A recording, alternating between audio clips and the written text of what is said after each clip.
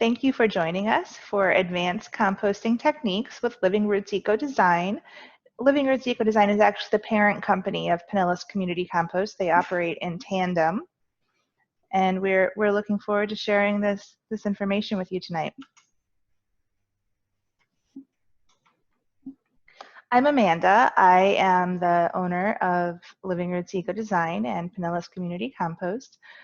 I have been around gardening and farming my entire life. Now it's much more urban. I support urban farming and urban agriculture quite a bit with some different projects, and also do a lot of work with native plants and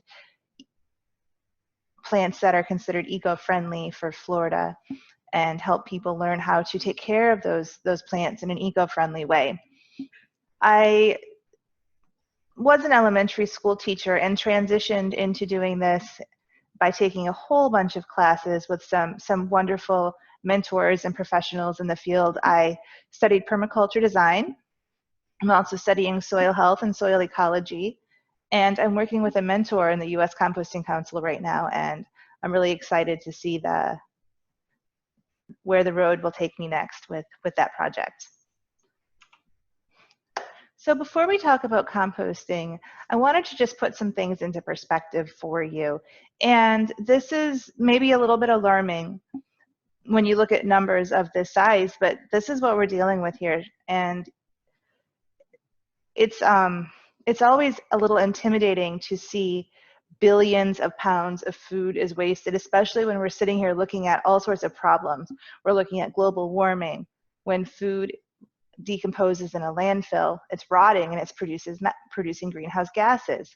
When we're looking at people who are hungry, this food could be used to feed them. When we look at people who are short on cash, even maybe ourselves sometimes, and we look at food waste, well, we're wasting food too in our own homes. There are statistics that say up to 25% of food is wasted that you buy at the consumer level, food that you bring home from the grocery store, food that you grow. 25% of that statistically is wasted after you buy it. So that's pretty much throwing away 25% of your grocery budget down the drain.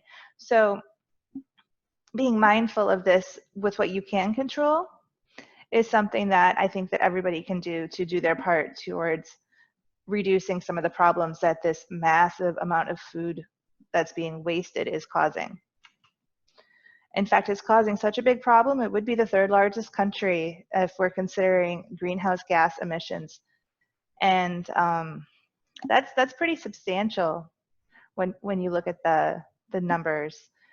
It's actually, to me, it's staggering to see the amount of waste that we're dealing with as a society. And I'm really happy that you've joined me tonight so we can talk about some different ways to divert that waste from trash and turn it into a resource. One thing that I would like to point out is as we are working in our yards and our gardens, not only is food being wasted, our organic matter is being wasted as well. I'm talking about yard waste and garden waste. And tonight's class is going to talk to you a little bit about how you can actually compost some of this stuff a little bit more safely than in your regular container bin or smaller compost bin, so that you can learn how to actually break down and sterilize those weed seeds so that they will not sprout up all over your yard or garden. When we're talking about our planet, it's a whole ecosystem. It's all of this interconnected web of life. And we're all familiar with the above ground portion, the bees, the butterflies, trees, fruits, larger animals, humans. But what we often overlook is our soil. Our soil is as alive and interactive as all of those other things that we're used to above ground. In fact, there's even more life and more diversity below the ground, some say, than there is above. In fact, one of the memes I shared in the Facebook event was that I believe it's 25% of the world's diversity is actually below the soil.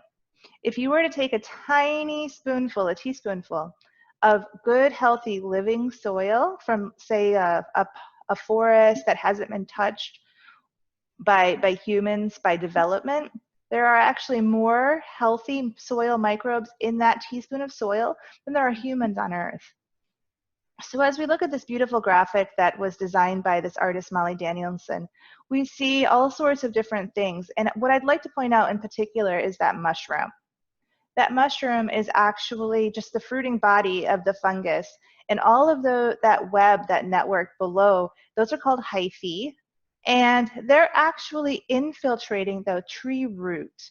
And a lot of different soil organisms help plants to take in nutrients and to take in water. So that good, healthy living soil, it's full of these soil microbes. And that relationship between the fungus or the other types of microbes in the plants is actually what really helps the plants take in the nutrients and the water that they need to be healthy and strong. So when you're considering your landscaping or your gardens and you're applying stuff to the top of the soil that is not benefiting the soil, it's not improving the soil life, you're actually most likely damaging the soil life. And by doing that, you may be putting a Band-Aid on a problem. Yes, your plants may appear to be greener, but that doesn't mean that they're actually healthier. The true plant health starts with the foundation. It starts with the soil. And good, healthy compost, like the kind that you can make with thermal composting, which we're going to talk about today, is really going to go a long ways towards helping with your soil health. When we talk about compost, it does a number of things. It adds nutrients to the soil, of course, it's like a multivitamin. It adds all of the soil microbes to the soil. It's like a probiotic like you might take.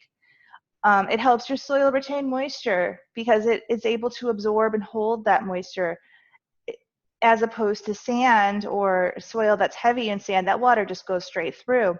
And what a lot of us are actually dealing with, especially in urban areas, are compacted soils, soils that have been crushed and pushed down. So water doesn't penetrate them very easily, and tree roots don't penetrate them very easily either. So what that means is that water isn't going down into the soil, it's running across the top and running off into the streets. It's also not getting down to where it's needed in our aquifer. And of course, we all know compost is it's organic matter. It's actually what those soil microbes need to eat. So if you consider your landscape practices and you are regularly removing the grass clippings from your yard and regularly picking up all the leaves that drop, consider leaving that on your grass or on your lawns and mulching it, or at least if you need to remove it sometimes or all the time just for aesthetics or whatever, consider composting it so it doesn't leave your property. And a lot of lawnmowers, if you have a lawn, they actually have a mulching setting, and you can run that stuff over, and when you run over the grass clippings and the leaves, it actually just kind of shreds them, and they will turn into food for those soil organisms and actually help your grass to stay a lot healthier too. Pardon my mess, I have a toddler, but this is my backyard a couple of years ago.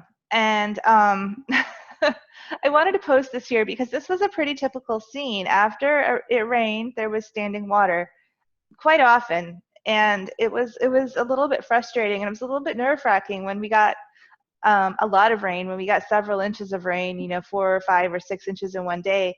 And I'm like, oh, it's getting closer, it's creeping closer, is it gonna go up on the patio, is it, you know, do I need sandbags? Anyway, my yard was really compacted. The grass didn't grow very well, not that I really tried to grow grass, but it didn't do well. Plants didn't really do that well. Weeds didn't even really grow for a long time, but slowly taking my compost from over by the white chairs behind that area over to my vegetable garden and spilling it all over the place, those soil microbes eventually loosened up that soil, and now I can dig a hole without needing a jackhammer in my yard. The ground is not nearly so compacted, and what is really great is that I am able to dig a hole in my yard. I'm able to plant stuff. I have grass that I didn't plant that's out there, which is kind of a pain to mow. However, it's great for my child to play on because there's this nice, clean, grassy surface. And we just did have a question. What is that tree behind my hammock stand? That is a Jamaican cherry tree, also known as a strawberry tree. That tree, they're fast growing, they produce shade and fruit, but they are not cold or wind tolerant. So be mindful of where you plant that. I would like to point out here that we have a pet joining us.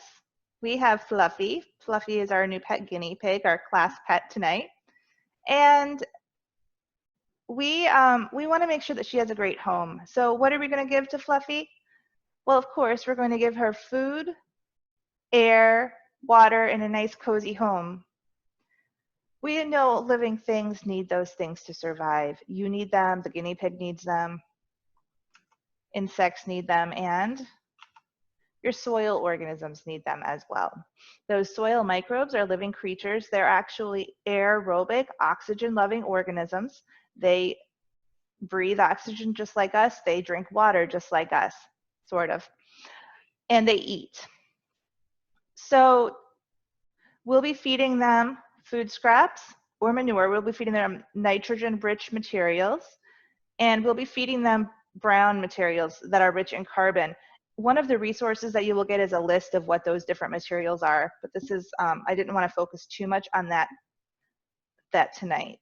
I'd rather focus on moving forward with the bigger picture here. How are we going to make a lot of compost?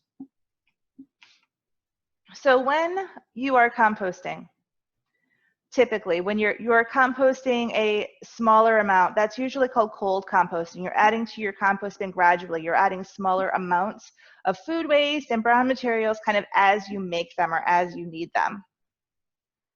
So that's not what we're doing tonight. Those methods are great. I cold compost at my house all the time. I also hot compost at my house. I have a couple different systems going. So we're not going to be talking about worm composting, vermiculture tonight. We're not going to be talking about using tumblers or containers.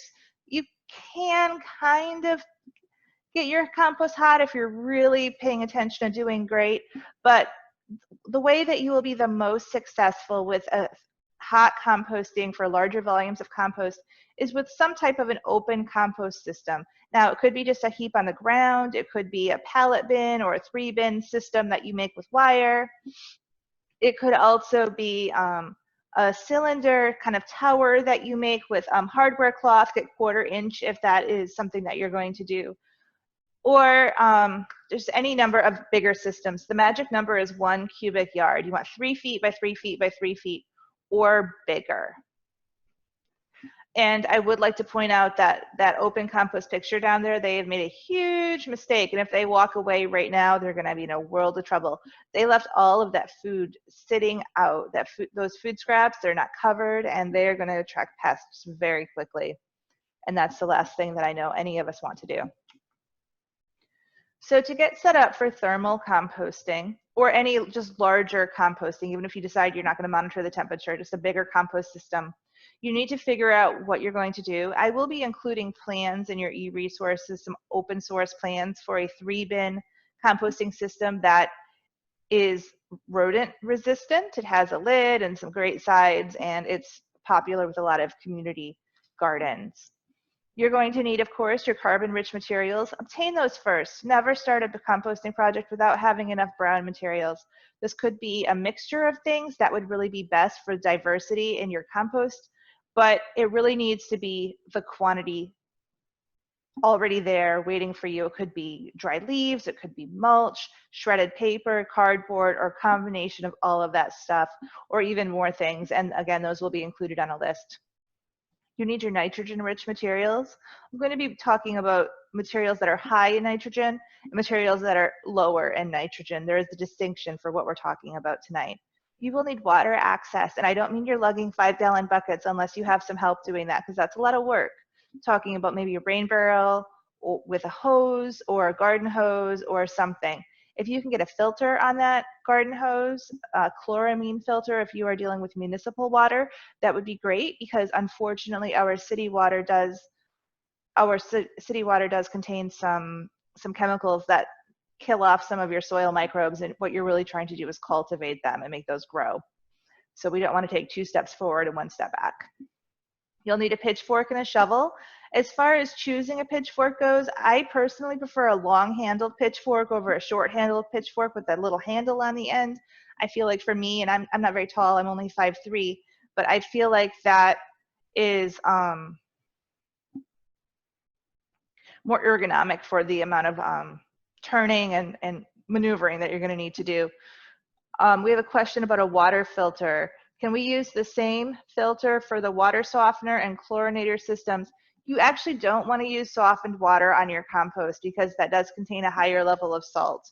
Every once in a while, if you need to use it, it's fine, but rainwater is really preferred, and second best would be AC condensation drip water, if you can collect that.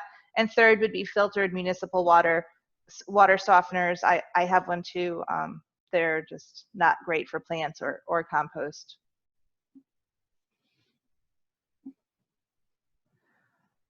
You're going to want to cover up your compost pile. I personally prefer landscape fabric, you know, the weed barrier fabric that you could put under your mulch. I don't put it under my mulch. I use cardboard for that. I use it to cover up my compost. It's cheap. It is flexible. It is easy to pin down with some different types of clips or clamps, or weights, rocks, bricks, whatever.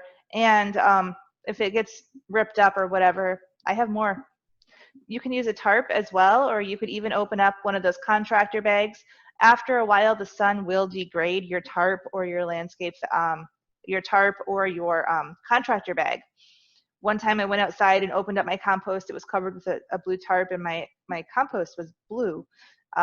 The tarp had degraded and put all these little tiny bits of blue plastic all over the top of my compost. I was so upset. Anyway, that happens. So I just kind of scooped that top ½ inch or whatever off and tossed it so I wasn't spreading microplastics around my garden. You'll want something to weight down that cover. You can use clips, you can use clamps, bricks, rocks, whatever, to prevent it from blowing away. And you will want a compost thermometer. I recommend the brand RioTemp, and I'll have a picture of that later in the presentation. It's long. I don't mean a candy thermometer. I don't mean a meat thermometer. You want to be able to jab this into your compost so that you can get it all the way into the center of your compost pile. And then you'll want some type of a data log or chart so that you can keep track of your temperature, when you made it, and any notes that you might want to take. This could be something informal, like a piece of notebook paper on a clipboard. It could be a chart. I'll include a printable in your resources. It does not have to be something fancy, but it does help to write things down so that you can monitor it, especially as you first get started. Or if you're working with a community garden or anywhere that might be open to the public, or if even you're considering opening up a registered composting facility, you do have to keep a data log for that.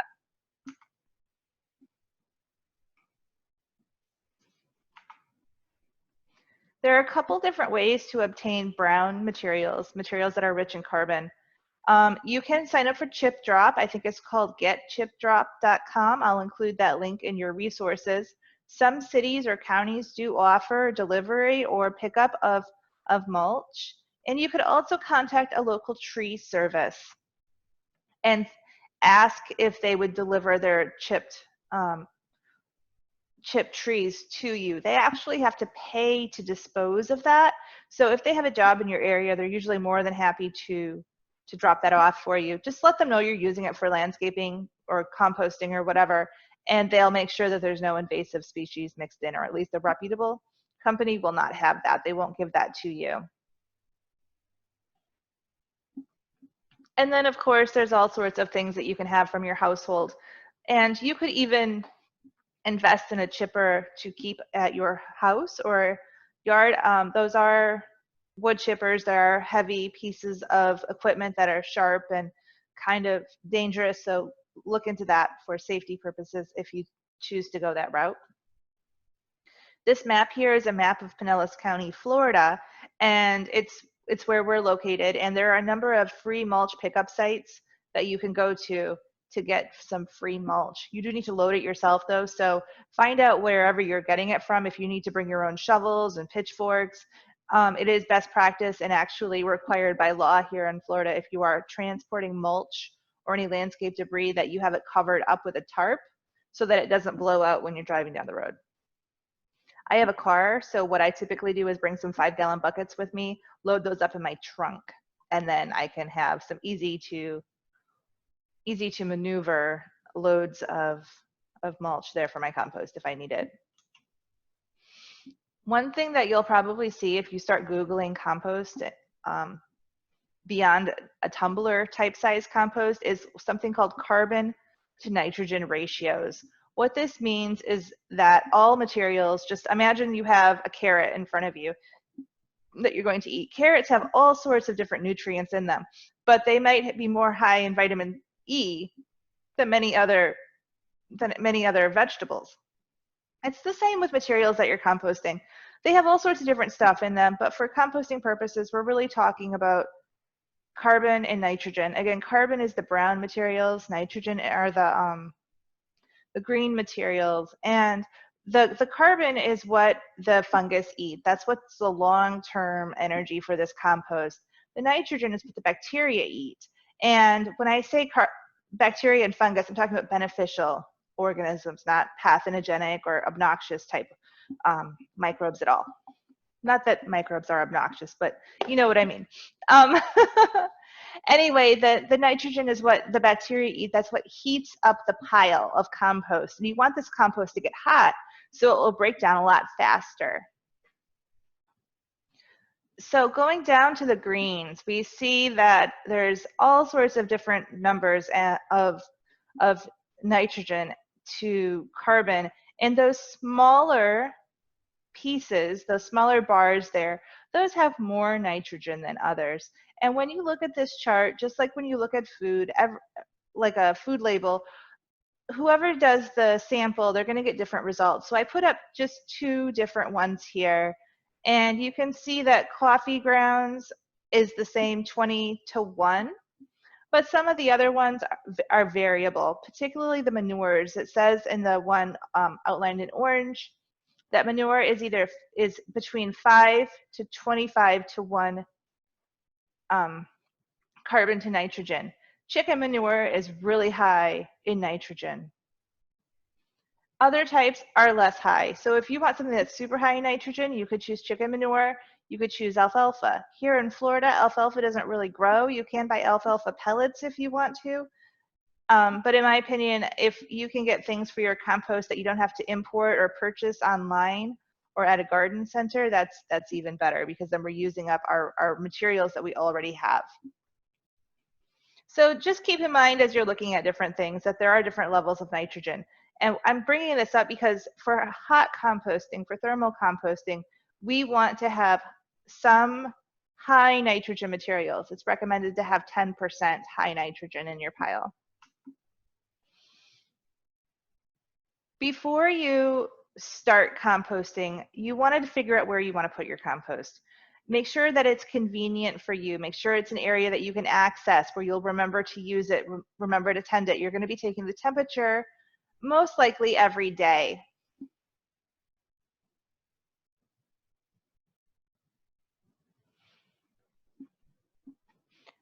You don't want to put it right up against a house or a building of any sort. Do not use a building for the back of your compost. Preferably don't use a fence either. Even if it's close to a fence, make sure that there is some separation there, and preferably enough that you can get back there and clean it out if you need to. And that's one of the things that you might want to do for rodent prevention. It's recommended to have 3 feet of space all around your compost to reduce rodent infestations, or to make them feel less like they have cover so they can hide and be more bold, I guess you could say.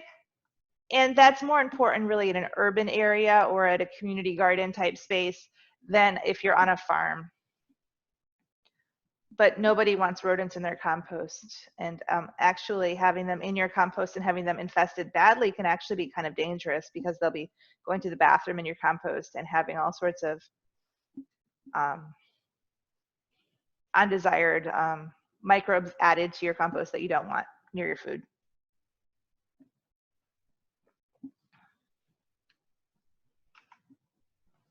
We had a question, what about putting in cooler manures like goat and rabbit? That is great. That would be considered still a higher nitrogen material, because it is a manure.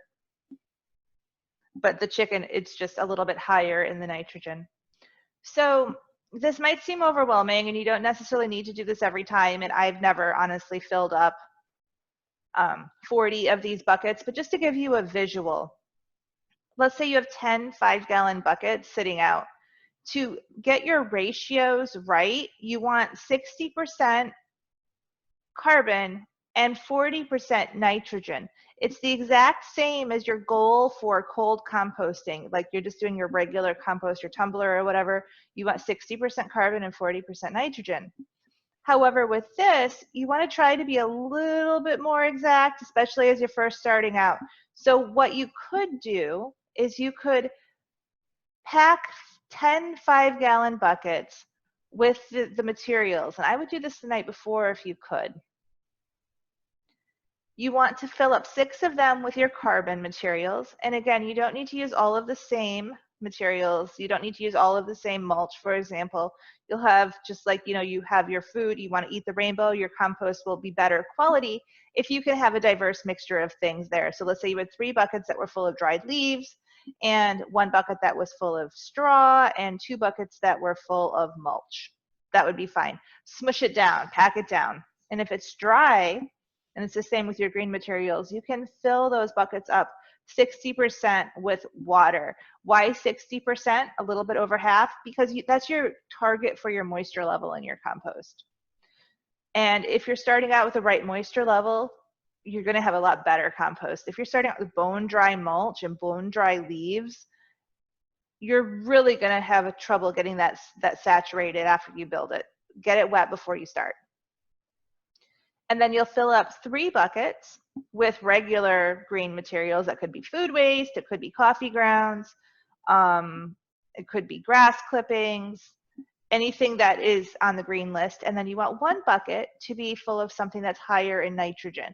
If you don't have access to manure and you don't want to buy alfalfa pellets, this could be coffee grounds. This could be legumes. This could be something with pigeon pea leaves, for example. If you're growing pigeon peas, gandules, this could be something that you look and find just a higher CN ratio, higher nitrogen content in there.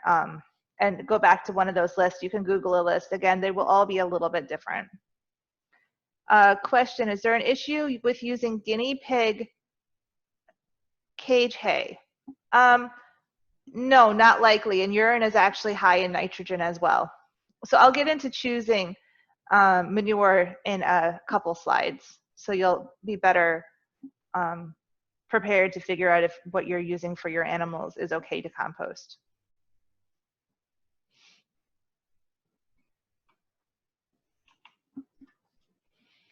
So we have this beautiful picture of this, you know, stereotypical compost pile, pretty layers, kind of like a lasagna of brown, green, brown, green.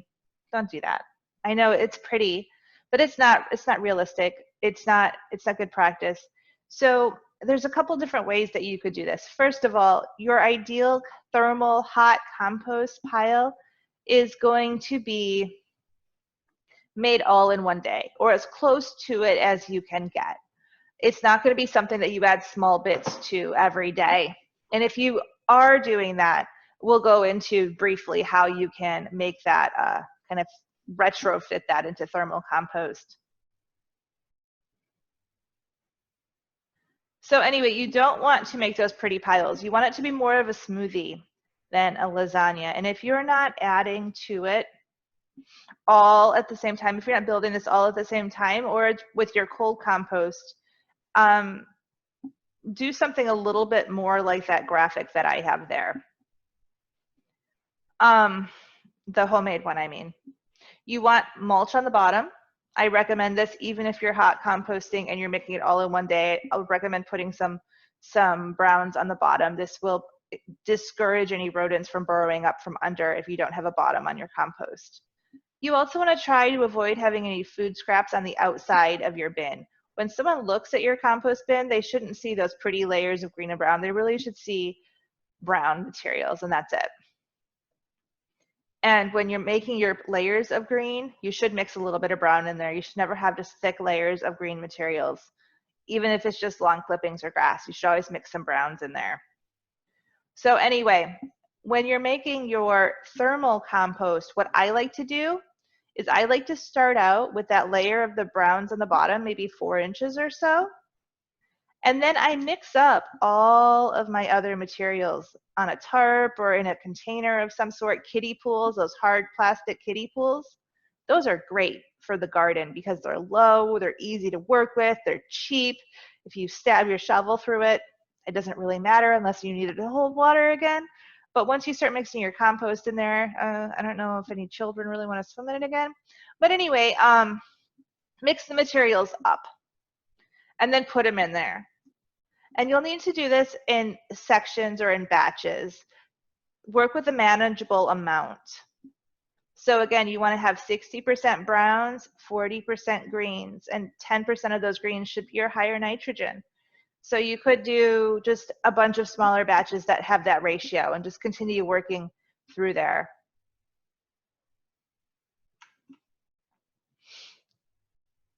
If you are making a cold compost pile, you don't want the sides to have the food waste on the outside. Make your deposits in the middle and then cover them up and go around. And if your goal is to just make a big compost pile, this is great. If your goal is to make this a thermal compost pile where it's going to get hot, it's going to break down pathogens, it's going to sterilize weed seeds, maybe even papaya tree seeds. Maybe those are pretty hard to sterilize. They're persistent, but then you have papayas. Anyway, if you're cold composting and you don't want to make the pile all in one day, you want to add to it gradually, that's totally fine. What you would do is you would fill up your compost bin. And then when you go to turn it for the first time or second time, you're going to add 10 to 15% high nitrogen and just mix it in to the pile. That could be your manures, it could be your coffee grounds or whatever. What that's going to do is it's going to take that compost bin that you've started cold composting and it's going to mix it all up together. So it's going to be this homogeneous mixture like that smoothie that we talked about when you're making your pile all in one day. It's also going to get that high nitrogen mixed in there. And when I say you're mixing it in there, I don't mean you're going to add it in 2 or 3 layers. I mean, you're going to mix it in there. You're going to actually mix it in, kind of evenly distributed throughout the pile as much as possible. And what that will do is it will give those soil organisms that are responsible for making the compost hot, those beneficial bacteria, it will give them that higher nitrogen quantity that they need to grow and reproduce quickly to get hot. When they grow and reproduce, those bacteria generate some heat.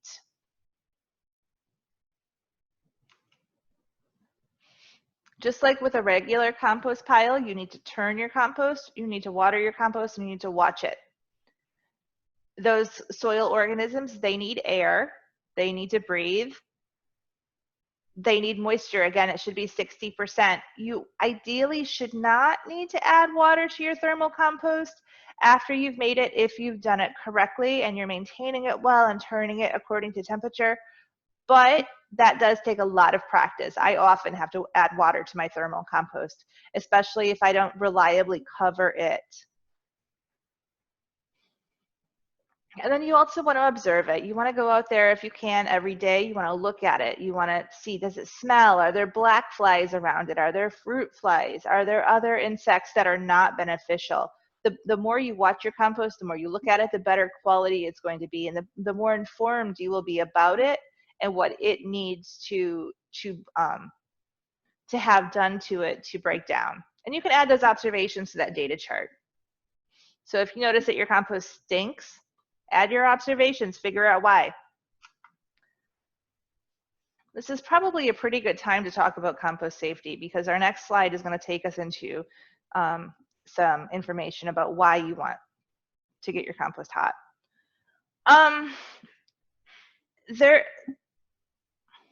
There's a lot of kind of information out there about little dirt don't hurt and playing in the dirt and it's all great. And that's fine, but when we're talking about compost, we're talking about breaking down organic matter from one form and transforming it into this usable soil for your garden.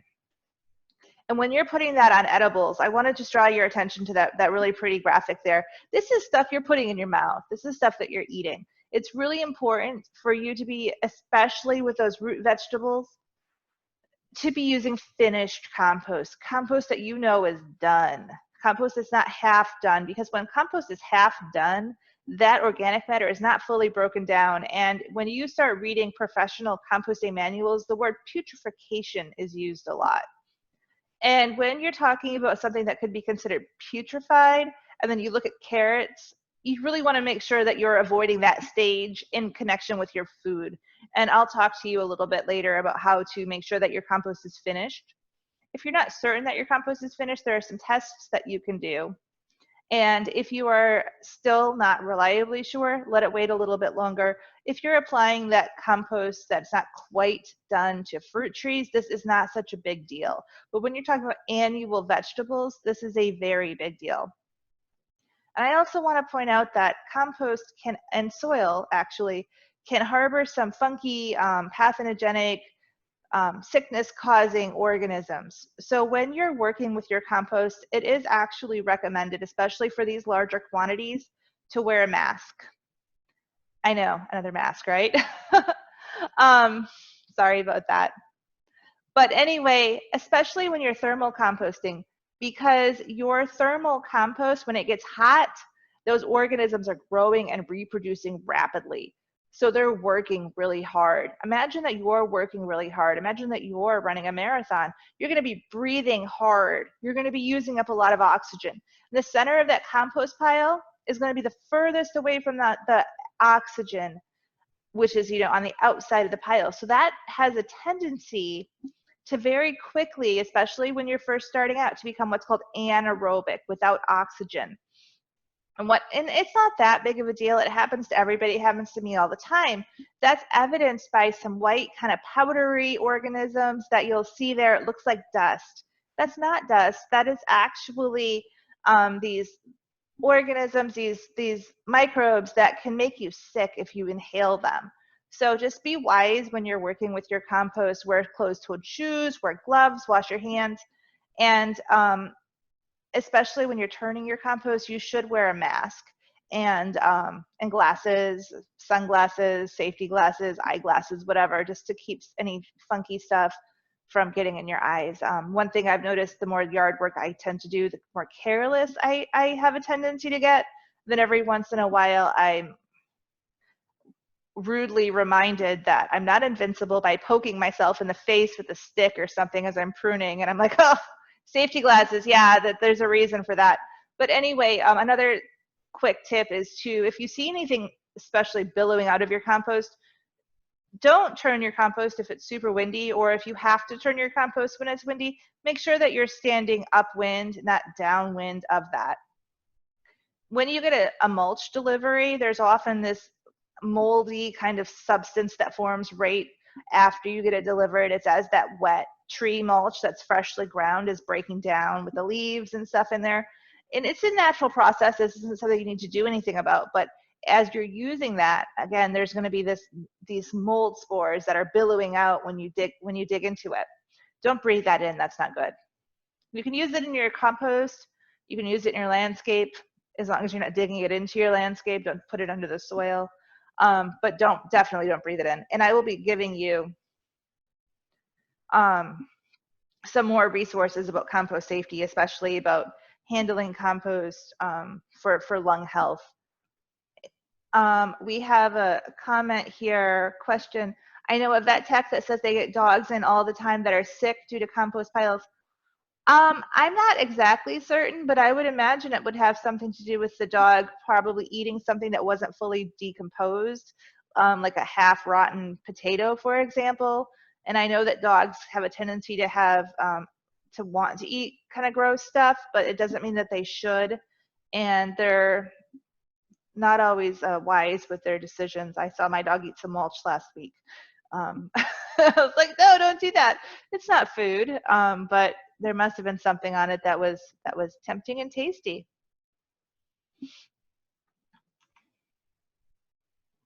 So when you're talking about composting at like a commercial level, they have something called process to further reduce pathogens, PFRP. And what that essentially means is hot enough, long enough. And this is particularly important when you're talking about composting manures safely. You're talking about composting meat, if that's something that you choose to do. Or if you're taking in materials from outside of your family, outside of your household. For example, if your community garden has a compost drop-off site, this might be something that you consider just for everybody's health and safety to make sure that you are getting that compost hot and that it's staying hot. And this is also something that's really important if you want to compost your weeds and seeds. I still wouldn't put diseased plants in my compost, especially just because it's risky. I also wouldn't put invasives in there that are particularly bad or hard to get rid of. So that picture there, that is a picture of my compost thermometer. The brand is Rio Temp, and I like this particular one because it's reasonably priced, and it has this little cheat sheet. It's color coded on there. That hot range is between 131 degrees Fahrenheit up to 160 degrees, and it's actually proven now that up to 170 is okay. 180 though is not okay. That is actually about the temperature that an anaerobic compost pile can combust. Yes, compost can spontaneously burst into flames. It is not likely, it is not often, but once your compost starts getting pretty hot, you want to turn it. And we'll go over more of when and why and how later. So your compost is going to go through a couple different phases. When it first starts out, it's in what's called the mesophilic stage. And you can see these organisms are smaller, they're different, those little tadpole-looking critters there on that graph. As your compost heats up, and I do apologize if this is in Celsius, those organisms change. They become much more active. They're breaking down materials much faster at a faster rate. And while they're doing that, they're using up more air and they're using up more water. That's called the thermophilic phase. And that's where the term thermal or hot comes from, because those organisms are generating all that heat. And then afterwards, we have the maturation phase or the curing phase, where your compost slows down. Those organisms will begin to change from that thermal hot compost to include some macroorganisms, some bigger things like earthworms and millipedes, and they will start to make that compost more habitable for plants. If you were to get compost from a composting facility, sometimes people say, my compost is hot, I got hot compost. Well, that means that they've sold you unfinished compost, and you should not be using that unfinished compost on your vegetable garden especially. It will probably kill or burn your plants. It might even decompose your plants and eat them, meaning it's in the phase where it's breaking down organic matter. It's not in the phase to help a plant grow. So the organisms that are produced are going to look at that and go, look, fresh food, instead of, oh, look, I can help this plant to grow.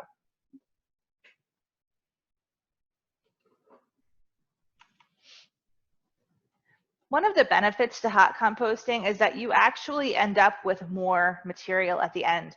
When you cold compost, your compost takes longer, first of all. It takes 6 months if you're lucky, could take up to a year, depending on your maintenance and how much green versus brown you have in there. If you have 80% brown and you never turn it, it could take 2 years to break down, but it eventually will. And if that's your choice to how you want to compost, that's totally fine. But if you're hot composting, you're actively monitoring your compost, you're turning it, you're using a thermometer, and it will take much shorter time. That 18 days, that does not mean it's ready to use. It means it's ready to go into the maturation or curing phase, where it might take another month or even 2 to cool down completely and be ready to use on your plants. So there are a number of different pathogens that are possible. When we think about some of the produce recalls that have happened, a lot of them are due to pathogens transmitted from soil or from runoff, from something that is leaching onto the fields. And that's where people get sick. And you can recreate that in your own garden if you're not careful. So that's why I'm a huge advocate of testing your compost, using some simple tests that you can do at home to make sure that your compost is ready to use, especially on those annual vegetables. You want to get your compost hot so that it does reduce those pathogens. It actually gets hot enough to kill those pathogens. And you'll also, as a benefit, be sterilizing the weed seeds. And once you realize the volume of weeds that you may be pulling out of your yard or garden or landscape, and that you can actually take that and use it, return it to the earth through composting, and tap into that resource that you may be discarding, you're going to have a lot more material to deal with. So it needs to be hot enough, long enough. That means that it needs to be hot above 131 degrees in that thermal range for 15 days at least. It might stay in there for longer. Your ideal amount of times to turn it is 5. Not once a week, not every 2 or 3 weeks, but you're going to be using the temperature to turn it, preferably so that you are maximizing the soil organisms to do the composting work. If you only end up turning it 3 times, that's not that big of a deal. But as a beginner to thermal composting, I would shoot for 5. Oh, what happened? Okay. This is a sample data log that you could make. It's really simple. You could just draw 4 lines down on a piece of notebook paper. You're taking the temperature, you're shoving that thermometer all the way into the center of the compost.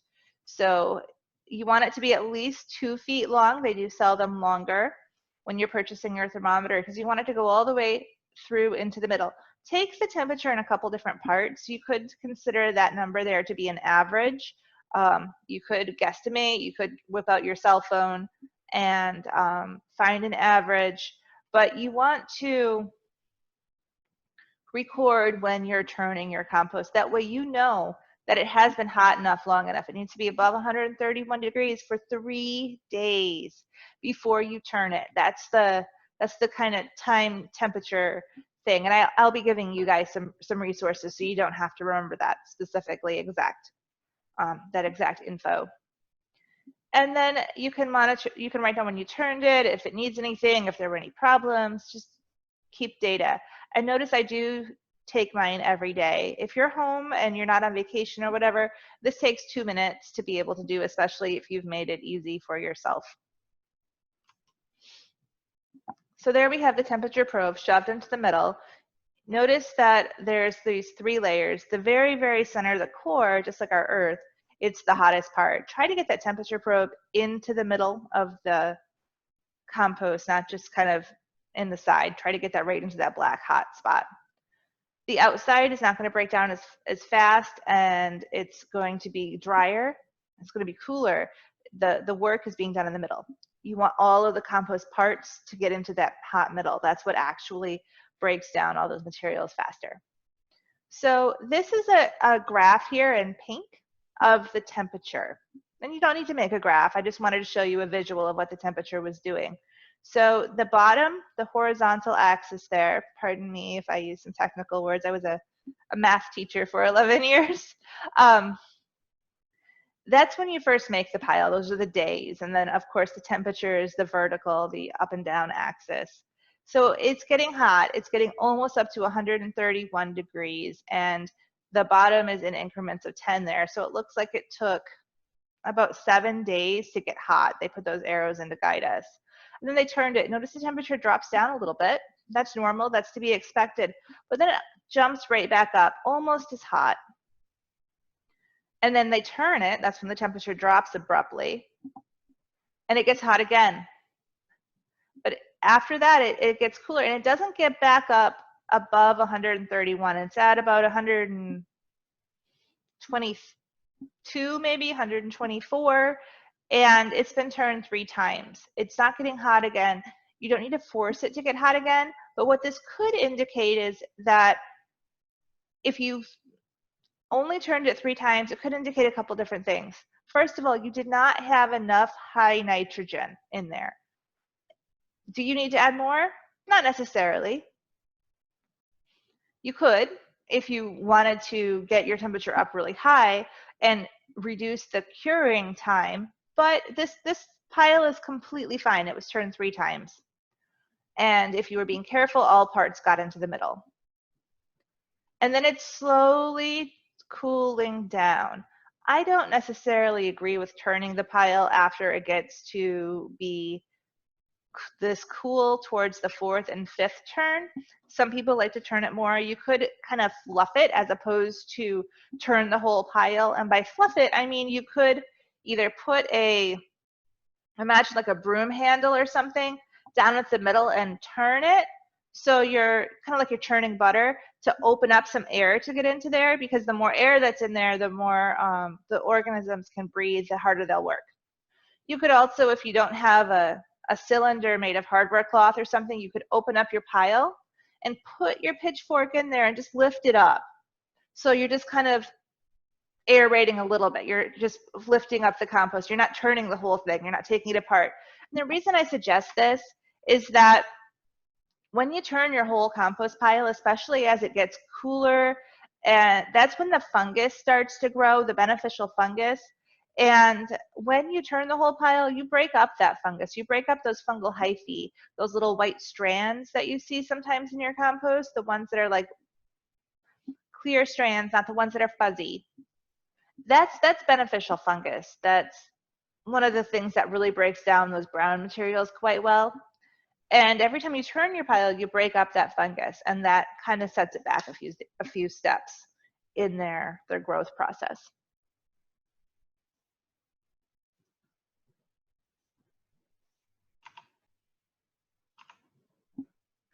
So this little graphic here helps you to kind of visualize how to turn the pile.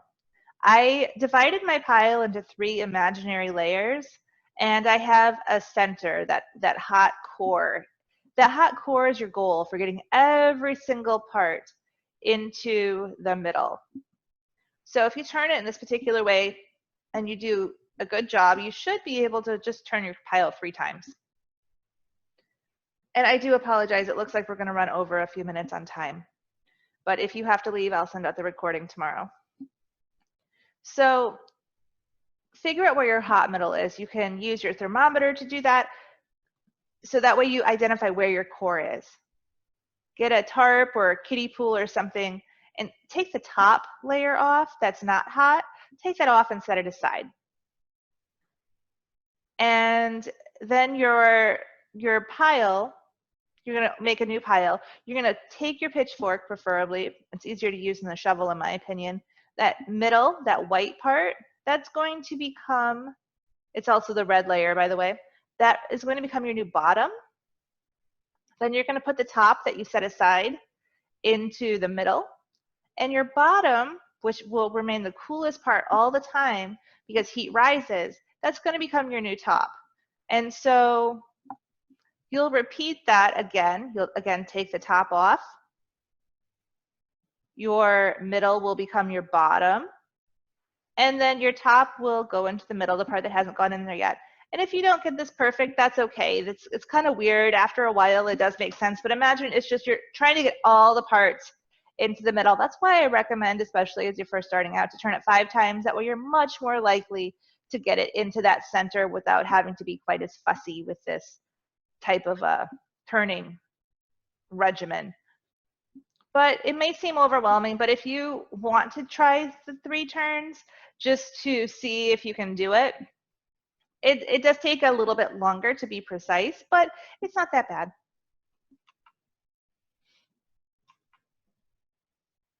So just as a guide, your compost should never stink. If it smells bad, there's something wrong. It's usually what's called anaerobic, meaning there wasn't enough oxygen in the compost, so it should have been turned more often.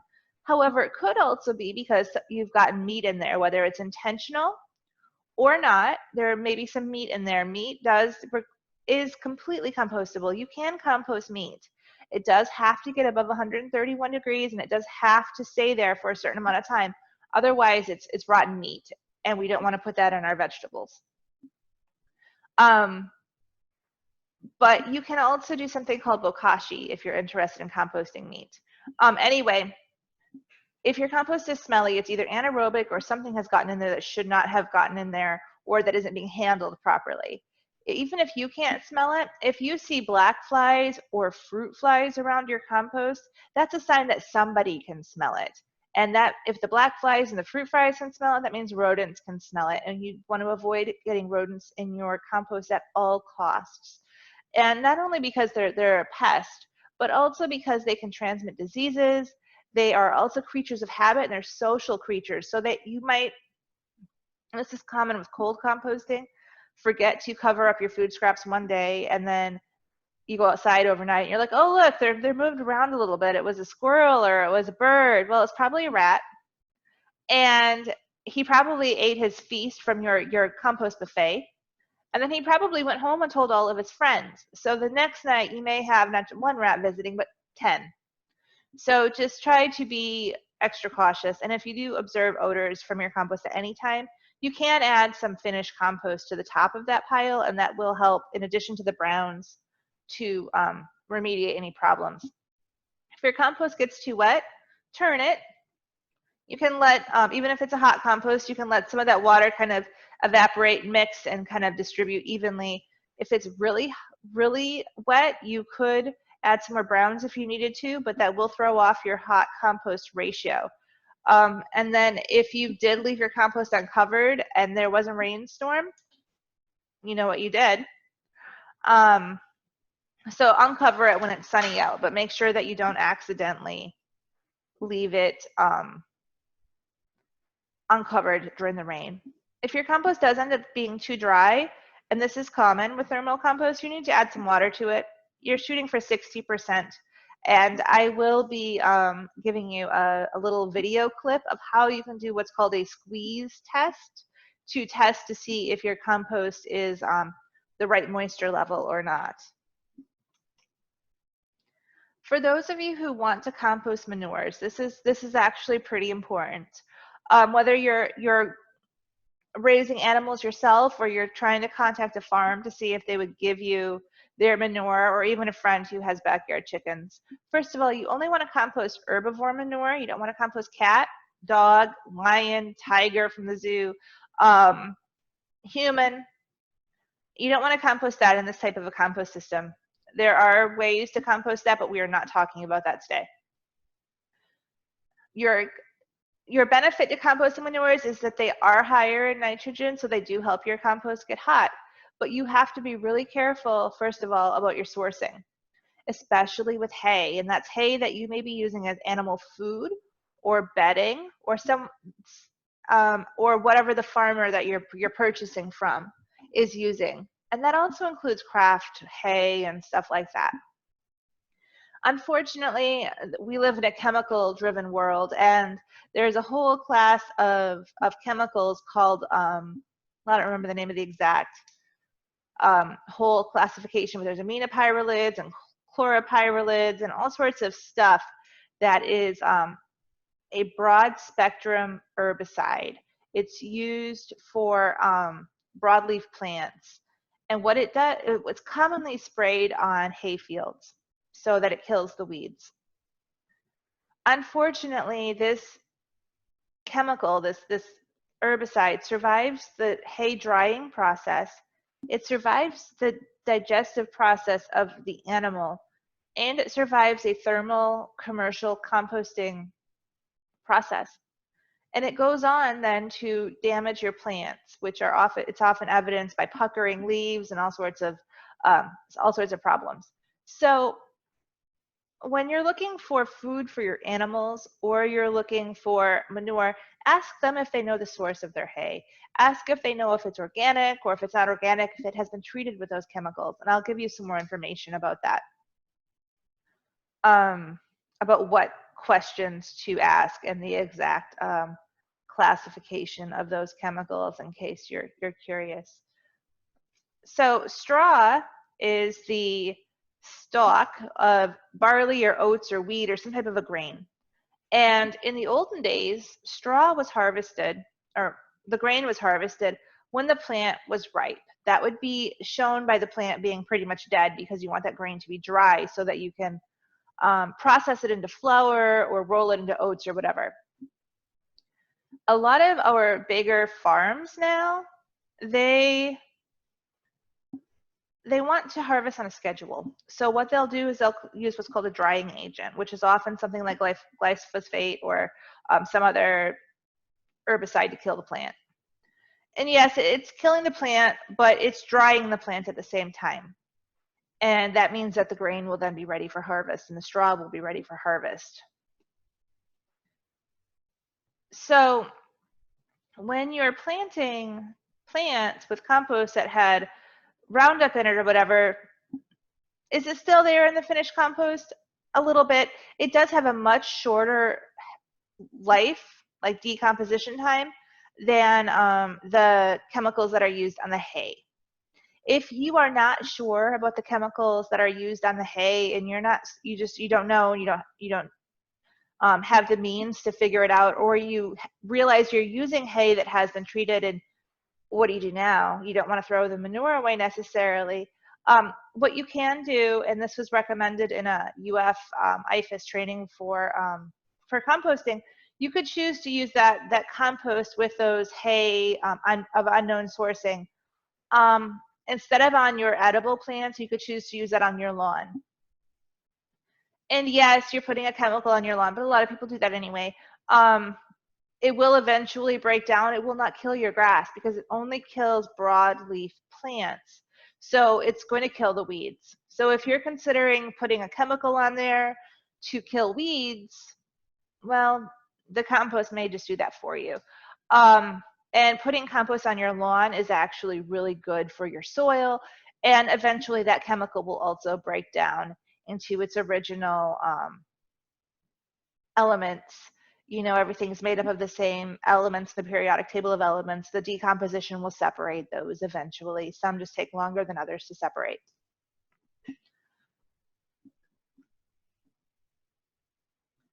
And as you're looking at the manure and you want to compost it, keep in mind that straight manure is going to have a much higher CN ratio. It's going to be much higher in carbon, or I'm sorry, straight manure is going to be much higher in nitrogen. Manure with bedding in it, like sawdust or mulch or straw or hay, that is going to be much higher in, well, it's going to be a mix of carbon and nitrogen. And often that's already 60% carbon, 60% bedding, and 40% nitrogen. So you could compost that by itself if it has the right ratios. You could compost that by adding food scraps to it.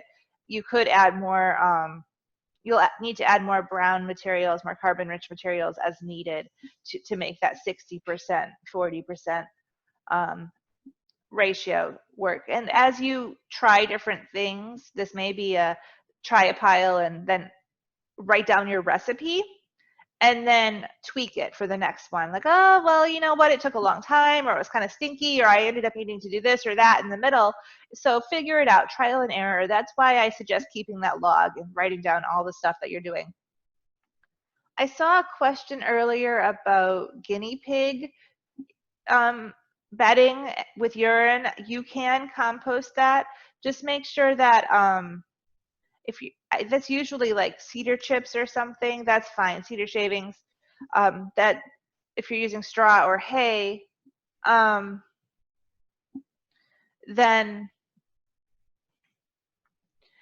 you can consider the sourcing if that's something that you're looking at. We have a question. The unfinished compost in my tumbler, where do I put that in the new open compost? Bottom or carbon layer first and then more carbon? That compost, I was actually at this participant's house earlier today for a consultation. That compost in your tumbler is almost done. So you could actually probably just put that around your fruit trees that you're going to plant. The food waste is pretty much broken down in there. But if you want to add it to your compost, you could just mix it right into the middle.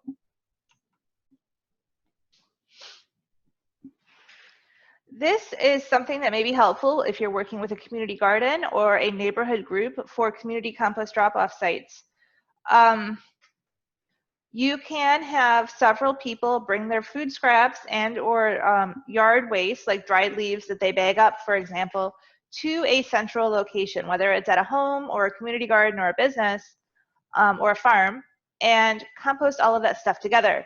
This provides a great service for the community because people are not putting that waste into the trash, which usually goes into the landfill, and you're also getting to know your neighbors and building your community. This is one of the things that is recommended by the Institute for Local Self-Reliance to build a more resilient community. ILSR.org, ILSR.org. If you're interested, they have a lot of resources for community composting. If you're considering that, be mindful of zoning and codes for your community so that you're not putting a lot of effort into something that may be eventually shut down. Make sure that you have community buy-in. So if you want to put this into your community garden, make sure that you have a crew or a team that is willing to take on that responsibility with you. It's a lot of work for one individual. And then you also want to make sure that you're following best practices as far as taking care of your compost so that you're not making a big stinky mess that will eventually attract rats or pests and probably ultimately get your project shut down. You want to provide signage so that people know what to do, what to bring, what not to bring, and how to take care of it once they get there. This is an example of just a really simple sign. In my experience, you could laminate this with a thicker lamination that you might get at like the FedEx store or one of those places where you go in to get the lamination and it's really thick. And then just be careful if you're stapling this to some wood or mounting it that you don't pierce the paper part, and this will last for a little while. Here are some examples of community compost drop-off sites. You could have something that's very discreet, like this chest. This is just a simple like pool or patio storage container. You could use one of these. You could DIY something with plywood or whatever you wanted, but it has a lid that opens and closes. And that picture is like a top view above it. Inside that would be some 5-gallon buckets. People would bring food scraps in a 5-gallon bucket, dump them in the green bin. Sometimes they could do that. And then those brown buckets would be full of mulch or leaves or whatever. They could top it with that. And then go home with their clean bucket, leaving the dirty bucket inside. So this is great for communities that don't want to see any of the materials. It's not very big. The receptacle is small. So you may have to change this more often or have 2 of these, one for brown, one for green. But this is also secure from critters getting into it if that's a concern that you might have. There's all sorts of different ways to do it. You could just have them leave a full bucket and not have them dump it out at all. And then someone just goes and takes care of it later, but it's all contained and sealed up so that there's no open, visible food waste. That's what you really want to avoid. The middle one here, this was at a community garden, I believe. And people are just depositing food in there, maybe in those compostable bags. And then they're leaving, and then a company or an individual or a crew, a team is coming and they're taking that away and composting it somewhere, whether it's on site or off site. And there are actually businesses that do this too. So if you're in St. Pete or in Tampa, there's a company that provides these drop-off stations. And then you can also have people deposit directly into your main compost bin or into a smaller compost bin. What they would do is what you would do is have brown materials in the bottom of that bin. People would come, they'd dump their food on top. You would have buckets full of carbon, of brown materials sitting there waiting for people to use. They'll deposit their food, cover it up with carbon, close the lid, and be on their way. If you're doing this, I recommend drilling holes in the bottom of whatever container that you're using to store your carbon. That way that it doesn't fill up with water. I have done this before and used a Rubbermaid tote and just drilled a few holes in the bottom and had a scooper. I had just a kind of a better quality kid sand shovel out there. It was maybe 12 bucks. And people just scooped the mulch on top of the food that they dropped off. And when that got sort of full, I would once a week or once every 2 weeks bring that and add it myself to my main compost area. I liked that method because I was able to then go through it and make sure that if there was contamination, let's say someone thought they should fill that up with dog poop, for example, it wasn't being added directly to my main compost bin. So how to tell if your compost is ready? First of all, there's no visible food left. It smells good. It should smell like soil. It should smell nice and pleasant like a forest. When you're using a temperature, a thermometer to monitor your compost, your temperature in the morning, go outside before the sun heats up your compost, should be no warmer than 10 degrees Fahrenheit than the ambient air. So if it's 65 degrees outside and your compost is 85 degrees, your compost is not done. It needs to cure or wait longer. And then if you're really not sure, you can turn your compost again. Well, take your temperature and then turn it. If it heats up again, that means it's not finished. Then there are two simple tests that you can do. The first one's called a germination test. Take some compost. You can screen it so that there's no mulch or anything in there, or sift it, and put it in little pots and plant some seeds in there. If those seeds grow and they produce true leaves, meaning like the mature plant leaves, not the little sproutlet leaves, then your compost is likely done. If your compost is not done, it's either decomposing those seeds or it is kind of decomposing that little stem a little bit. It's breaking down that growing plant. You can also put some compost into a small Ziploc bag, like maybe a quarter cup. You don't need a whole lot. Seal it up and put it in a dark room. You're depriving it of air, so squeeze the air out. When your compost organisms are anaerobic, when they're first breaking down all of the materials, when your compost organisms are breaking down all the materials, they're using oxygen up quickly. If you deprive them of oxygen, like putting it into a Ziploc bag, they're going to very quickly stop growing, and a different type of organism, the anaerobic, the bad guys, are going to start forming, and one of their byproducts is ammonia. So if your compost is not done, it's going to continue breaking down in that bag without oxygen, and it's going to start to smell. It's not going to be overwhelming. You're not going to have like this gross ammonia mess in your house necessarily, but I would take that outside to open it, and you want to smell for that ammonia. If it doesn't pass either one of these tests, your compost isn't done. Let it sit for another couple weeks to a month to cure, to wait, and then test it again. You can choose to do what's called sifting your compost, where you run it through a screen so that any unfinished, uncomposted mulch or carbon pieces, also sometimes avocado pits or mango pits, anything like that, or sticks, that will be sifted out, and then you'll only have the smaller particles to use for your garden or your flower pots or whatever you're using it for.